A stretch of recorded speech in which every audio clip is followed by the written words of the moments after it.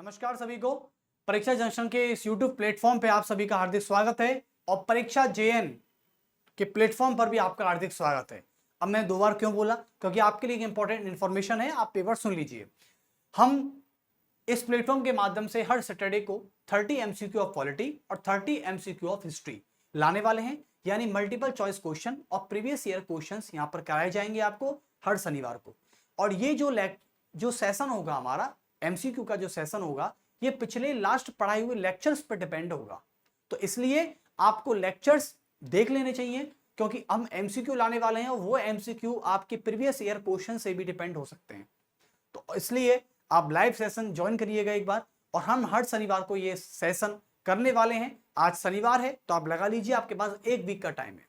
एक वीक में हमारी लास्ट में जो एक सप्ते में जो भी रिकॉर्डेड वीडियोस होंगी उनको आप देखोगे, उसके ऊपर डिपेंडेबल हमारे जो MCQ सेशन होगा वो आप करिएगा, तो आपको ज्यादा अच्छा लगेगा, महसूस भी अच्छा होगा। लेकिन उसके अलावा हमारे पास दूसरी खबर भी है। दूसरी इंपॉर्टेंट खबर ये है कि परीक्षा जंक्शन प्लेटफॉर्म के माध्यम से, परीक्षा JN करके प्लेटफॉर्म के माध्यम से हम एक स्टूडेंट सपोर्ट नंबर लॉन्च किया है। तो स्टूडेंट सपोर्ट नंबर यानी आप कभी भी, यानी एक ऑफिस टाइम के समय भी, कभी भी स्टूडेंट सपोर्ट नंबर का मतलब है कि स्टूडेंट सीधे हमसे कनेक्ट हो सकता है, स्टूडेंट सीधे हमसे कनेक्ट होगा। तो ये स्टूडेंट सपोर्ट नंबर है बच्चों, और इसको नोट डाउन कर लीजिएगा। नंबर है 011-6926-6926-6068। तो ये हमारा क्या है, स्टूडेंट सपोर्ट नंबर है। और यहां पर कोई भी स्टूडेंट हमसे सीधे बात कर सकता है, कंटेंट के रिगार्डिंग बात कर सकता है, या कोई प्रॉब्लम्स के रिगार्डिंग बात कर सकता है, किसी भी तरह की। ठीक है, चलिए, लेकिन पढ़ाई के रिगार्डिंग बात होनी चाहिए, कहीं इधर उधर की बातों को ना घुमा दीजिएगा। खैर कोई नहीं, तो आप हमसे भी जुड़ सकते हैं, डायरेक्ट हमसे जुड़ना है। तो चलिए, तो अब बात करते हैं आगे, हिस्ट्री के लेक्चर की तरफ आगे बढ़ते हैं। और हिस्ट्री के लेक्चर में किस तरीके से बात होती है देखिए। तो हमारा चल रहा था दूसरा एंग्लो यानी द्वितीय आंग्ल सिख युद्ध। क्या था? दूसरा आंग्ल सिख युद्ध। और दूसरा आंग्ल सिख युद्ध कब हुआ था? 1848 में से 49 के बीच में हुआ था बच्चों, यानी 1848 से लेके 49 के बीच में हो रहा था दूसरा एंग्लो सिख युद्ध। और सबसे बड़ी बात, हमारा पहला एंग्लो वॉर के बाद जो लाहौर की संधि हुई थी मार्च 1846 में, यानी आप सभी को पता है कि ब्रेकअप स्टोरी में हम देखते हैं तो फर्स्ट एंग्लो सिख वॉर, पहले एंग्लो सिख वॉर के बाद हमने जो मार्च 1846 में जो लाहौर की संधि कराई थी, आप सभी को पता है लाहौर की संधि कराई थी, नहीं कराई थी? चलिए, 3 प्रस्ताव याद हैं सभी को? ओके। और उसके बाद दिसंबर 1846 के अंदर जो मैंने आपको संधि कराई थी वो थी भैरोवाल की संधि। क्या थी? भैरोवाल की संधि। अब साहब, भैरोवाल की संधि का मतलब था कि पंजाब पर पूरी तरह अप्रत्यक्ष नियंत्रण स्थापित हो जाना। यानी अंग्रेज ये चाहते थे कि पंजाब पर पूरी तरह नियंत्रण स्थापित कर लें हम, पूरी तरह, लेकिन अप्रत्यक्ष ही कर पाए। अब साहब, प्रत्यक्ष हो या अप्रत्यक्ष हो, किसी के घर में घुसोगे तो हिंसा तो होगी। अब अंग्रेज सिखों ने इस भैरोवाल की संधि का अपमान का बदला लेने के लिए अंग्रेजों के 2 अधिकारियों की हत्या कर दी। तो घटनाक्रम यहां से स्टार्ट हुआ। तो यहां पर लिख सकते हैं आप कि अंग्रेज सिखों ने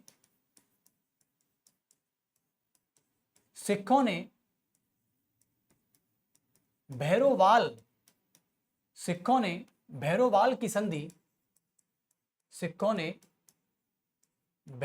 की संधि का बदला लेने के लिए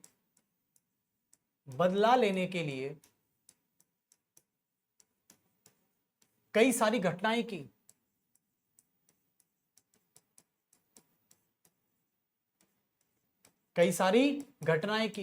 और वो घटनाएं पहली क्या थी? वो घटना थी अंग्रेज अधिकारियों की हत्या कर देना।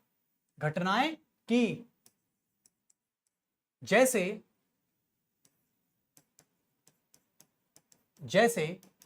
क्या घटना थी? जैसे 2 अंग्रेज अधिकारियों की हत्या कर देना। दो अंग्रेज अधिकारियों की हत्या कर देना। अब सीधी सी बात है कि आप जब किसी सरकार के अधिकारी की हत्या करोगे तो कंपनी और अंग्रेजी सरकार पूरे गुस्से से भर जाएगी।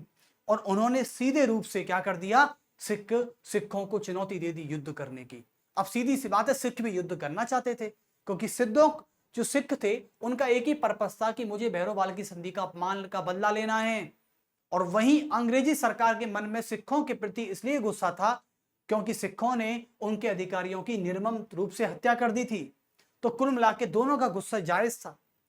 तो दो अंग्रेज अधिकारियों की क्या कर दी गई, यहां पर हत्या कर दी गई, हत्या कर दी गई। और हत्या कर दी किसके द्वारा की गई थी, by six community, by six के द्वारा। ठीक है, चलिए अब बात करते हैं नेक्स्ट। तो जैसे ही सिखों का मकसद था भैरोवाल की संधि का अपमान का बदला लेना, ठीक है, ताकि पंजाब से अंग्रेजों को बाहर खदेड़ा जा सके युद्ध के माध्यम से। वहीं अंग्रेजी सरकार का एक मोटिव था कि वो अधिकारियों की हत्या का बदला ले सके। तो कुल मिला के दोनों की सेना आमने सामने हो जाती है। और दोनों की सेना आमने सामने कैसे हुई, चलिए तो पहली बात करते हैं सिख की बात। यहां पर सिख आए और वर्सेस यहां पर आपके अंग्रेज आ गए। और अंग्रेजी तरफ से गवर्नर जनरल कौन था, गवर्नर जनरल था लॉर्ड डलहौजी। सबसे ज्यादा भ्रष्ट ऑफिसर था भाई साहब अंग्रेजी सरकार का। ये था हमारे पास कौन, ये था गवर्नर जनरल। ओके, और सिखों की तरफ से कौन था, महाराज थे दलीप सिंह, महाराज थे दलीप सिंह। और दलीप सिंह के अलावा जो सेनापति थे उनका नाम था तेज सिंह और लाल सिंह। क्या था, तेज सिंह और लाल सिंह, तेज सिंह प्लस लाल सिंह। अब आप सभी को पता है कि सीधे रूप से यानी सिख पहले ही क्या हो चुके थे, कमजोर हो चुके थे। सिखों की शक्ति, क्योंकि खालसा पंथ तो रहा नहीं, सिख जातियों में बंट गए, धीरे धीरे सिखों के अंदर ग्रह गलेस हो गए और धीरे धीरे अंग्रेजों ने कुछ सिखों को रहे सहे और बर्बाद कर दिया था। तो कुल मिला के सिख कम्युनिटी पूरी तरह कमजोर हो गई थी। और कुल मिला के कहते हैं कि अंग्रेजों ने उस फूट डालो राज करो नीति का पूरा फायदा उठाया और पंजाब पर अप्रत्यक्ष नियंत्रण स्थापित करने का मतलब होता है कि छोटी जीत साबित कर दी थी अंग्रेजों ने। अंग्रेज जानते थे कि सिख हारेंगे और यही हुआ। अंत में जाके सिखों की क्या हो गई, सिखों की हार हो गई और अंग्रेजों की क्या हो गई, अंग्रेजों की जीत साबित हो गई। लेकिन सिखों की हार एक व्यक्ति से देखी नहीं गई, नहीं, वो व्यक्ति था पंजाब के दक्षिण में एक मुल्तान नाम की जगह थी और आज भी है। वहां का सूबेदार था मूलराज। उससे सिखों की हार बर्दाश्त नहीं हुई, उससे सिखों की हार बर्दाश्त नहीं हुई। आपको मैं बता दूं, जब खालसा पंथ की स्थापना हुई थी कपूर सिंह के नेतृत्व में, जब गुरु गोविंद सिंह की हत्या के बाद ये काम हुआ था, उस समय महाराजा रणजीत सिंह ने खालसा पंथ का जब नेतृत्व संभाला, ठीक है, जो खुद सुकर चकिया मिस्र के नेता थे, ठीक है, उन्होंने पूरे सिखों को एक करके बनाया और सिखों को एक करके जब स्वतंत्र पंजाब राज्य की स्थापना की थी उन्होंने, जब मैं आपको बताया था कि पंजाब कैसे बना है, पंजाब पूरब में देखें तो सहारनपुर, पश्चिम में अटक, उत्तर में पहाड़ी, तो दक्षिण में मुल्तान। यानी कुल मिला के मैं बात कहना चाह रहा हूं कि पंजाब राज्य की जब नींव डाली गई थी तो पंजाब राज्य की हम बात करें तो ईस्ट में एक जगह थी इसकी, और ईस्ट में कौन सी जगह थी, ईस्ट में थी सहारनपुर, ईस्ट में जगह थी सहारनपुर। उसके अलावा हम पश्चिम की बात कर देते हैं कि पश्चिम में जब स्वतंत्र राज्य की स्थापना हुई थी पंजाब की, तो पश्चिम में यानी 1773 की बात कर रहा हूं मैं आपसे, 1773 ईस्वी में, और पश्चिम में एक जगह थी जिसका नाम था अटक। क्या था, अटक। चलिए उसके अलावा उत्तर की मैं बात करूं तो उत्तर में एक जगह थी जिसका नाम है पहाड़ियां, पहाड़ी क्षेत्र कह सकते हैं इसको आप, क्या कह सकते हैं, पहाड़ी क्षेत्र। चलिए उसके अलावा, क्योंकि पंजाब के उत्तर में लगभग पहाड़ी आई जाती है क्योंकि जम्मू कश्मीर के साइड पड़ता है, ठीक है। उसके अलावा यदि मैं बात करता हूं पंजाब के दक्षिण में, तो पंजाब के दक्षिण में एक जगह थी जिसका नाम है मुल्तान, और आज भी वर्तमान में एक जगह है मुल्तान की पहाड़ियां, ठीक है, सुना भी होगा आपने। तो चलिए ये मुल्तान। अब क्या था कि भैरोवाल की संधि और दूसरे एंग्लो सिख वॉर की हार का बदला लेने के लिए पंजाब के दक्षिण में मुल्तान नाम की जगह का सूबेदार, उसका नाम था सूबेदार, और यहां का सूबेदार का नाम क्या था? मूलराज। क्या था? मूलराज। मूलराज ने क्या किया? भैरोवाल की संधि, मूलराज ने क्या किया कि भैरोवाल की संधि का अपमान लेने के लिए, मतलब बदला लेने के लिए, भैरोवाल की संधि का बदला लेने के लिए, बदला लेने के लिए पंजाब के महाराज, पंजाब के राजा दलीप सिंह के नेतृत्व में, दलीप सिंह के नेतृत्व में अंग्रेजों पर आक्रमण कर दिया, अंग्रेजों पर अटैक कर दिया या आक्रमण कर दिया। और जब अंग्रेजों पर आक्रमण कर दिया तो इसका मतलब आप अंग्रेज भी शांत नहीं बैठ सकते। तो याद रखना कि दूसरा एंग्लो सिख वॉर 3 चरणों में संपन्न हुआ है। चलिए, तो दूसरा एंग्लो सिख वॉर की बात करें तो यह युद्ध, जब मूलराज ने युद्ध किया था तो यह 3 कैटेगरी में बट गया था। पहला था रामनगर का युद्ध, रामनगर का युद्ध, ठीक है। उसके बाद था चिलियावाला का युद्ध, चिलियावाला का युद्ध, और उसके बाद था आपका गुजरात का युद्ध, गुजरात का युद्ध, ठीक है। चलिए, और गुजरात के युद्ध और रामनगर का युद्ध और चिलियावाला का युद्ध, पहले चरण में जो रामनगर का युद्ध हुआ था, ठीक है, दूसरे चरण में चिलियावाला का युद्ध हुआ और तीसरे चरण में गुजरात का युद्ध हुआ। और यहां पर आता है वर्सेस क्या? सिख, वर्सेस सिख, वर्सेस, या फिर आप ये ना करके आप हटाइए से और यहां पे ऐसे करिए, सिख वर्सेस अंग्रेज। और सिखों की तरफ से था मूलराज, और मूलराज कौन था? कौन था? मुल्तान का सूबेदार था।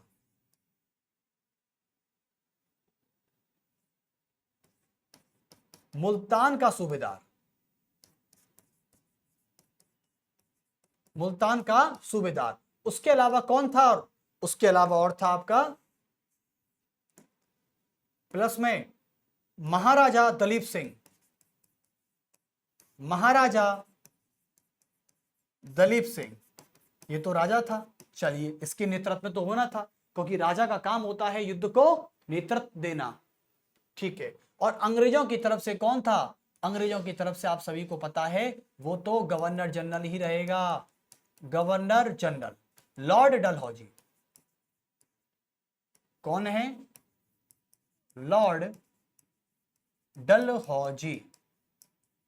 चलिए, समझिए आप, बहुत बढ़िया। तो कुल मिला के देखा गया कि रामनगर का युद्ध सिख कम्युनिटी क्या कर गई? सिख कम्युनिटी हार गई और अंग्रेज जीत गए। यानी कुल मिला के तीनों युद्धों की हम बात करें तो तीनों युद्धों को ये टोटल क्या कर गए? हार गए। और जब सिख कम्युनिटी हार गई, और आपको बता दूं गुजरात के युद्ध को तोपों के युद्ध के नाम से भी जाना जाता है। तो आप लिख सकते हैं कि गुजरात के युद्ध को, देखें इस युद्ध को गुजरात के युद्ध, सॉरी, तोपों के युद्ध के नाम से भी जाना जाता है। तोपों के युद्ध के नाम से भी जाना जाता है, नाम से भी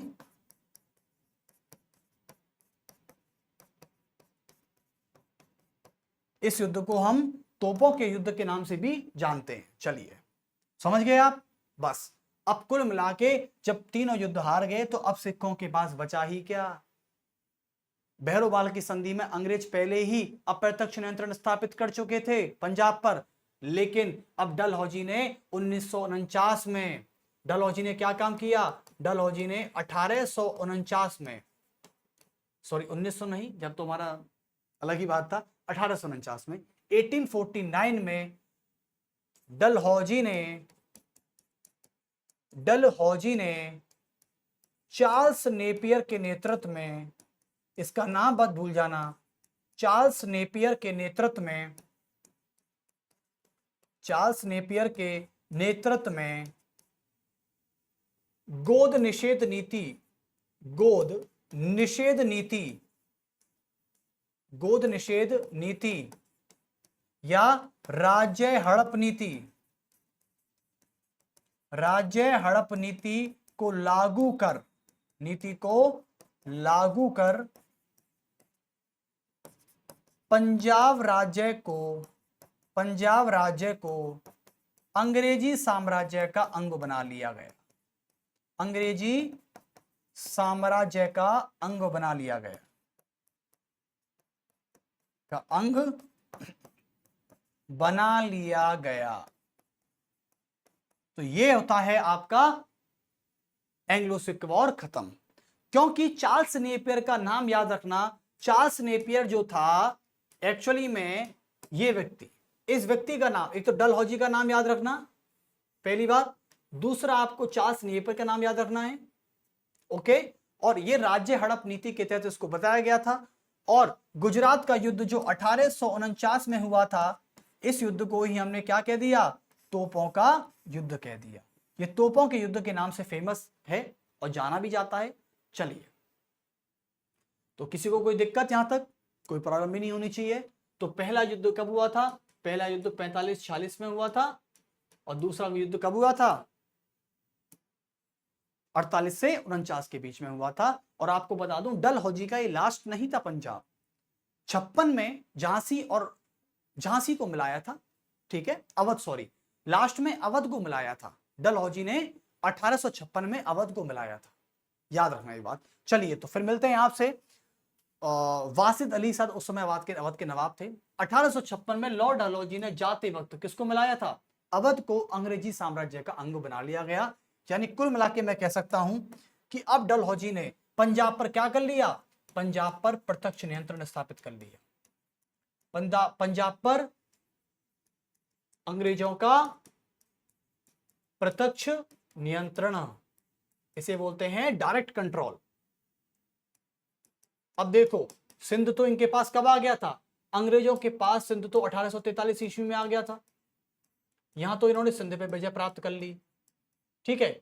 चलिए, उसके बाद 1849 में इन्होंने पंजाब पर विजय प्राप्त कर ली, और पंजाब और सिंध अब किसके हो गए, अंग्रेजों के हो गए बच्चों।